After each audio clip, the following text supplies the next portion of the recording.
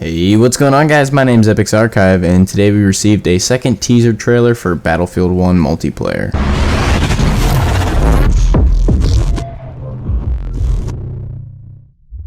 The trailer we received today was the second of its kind, and what I believe may be the last thing we see before 2 p.m. Pacific time tomorrow, June 12th.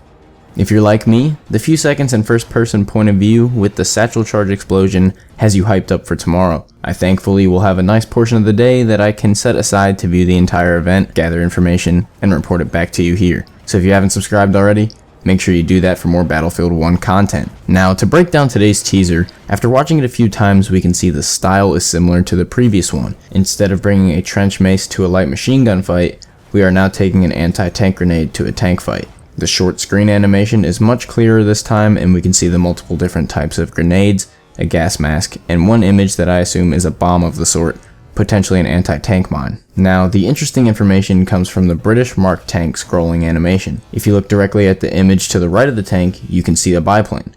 But if you look one more over, especially during a slowed down sequence of the animation, it appears that there is a motorcycle, or a motor-powered bike of the sort. After some research, this motorcycle front compares to the Harley Davidson or the Indian model. Indian devoted most of its production to the war effort and contributed almost 50,000 motorcycles for the US military, while Harley Davidson also joined in, producing over 20,000. The reason I now believe motorcycles will be confirmed for the game are the uses that they had in World War I. Motorcycles were outfitted with various sidecar-mounted machine guns and placed together in motorized units called motor mobile infantry. They were also converted into ambulances, able to carry 1 or 2 wounded soldiers on stretchers adapted to sidecar frames. And finally, they were also used to lead convoys, dispatch messages, and general transportation behind the front lines. Throughout the entirety of the short clip, many things are happening. In the opening seconds, we can see barbed wire and a tank that has previously been destroyed off to the left. From there, the shot pans into a satchel charge lying on the ground of the path. The explosion appears to destroy the whole tank, sending shrapnel into the air in various directions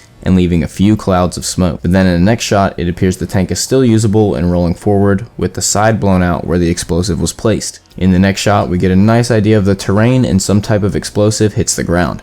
I think it could possibly be artillery or a mortar, but it could just be a regular fragmentation grenade. In the shot with the anti-tank grenade, we can see a biplane in the background engaging in combat. And finally, in the shot where the anti-tank grenade is being tossed, we can see the massive airship in the background involved in some form of combat. I wonder if parachutes will be in the game due to some of the concept art that was released. It's on the screen right now. And if so, can the airship serve as a deployment point for players? My question for you is, are you excited to see Battlefield 1 multiplayer gameplay tomorrow?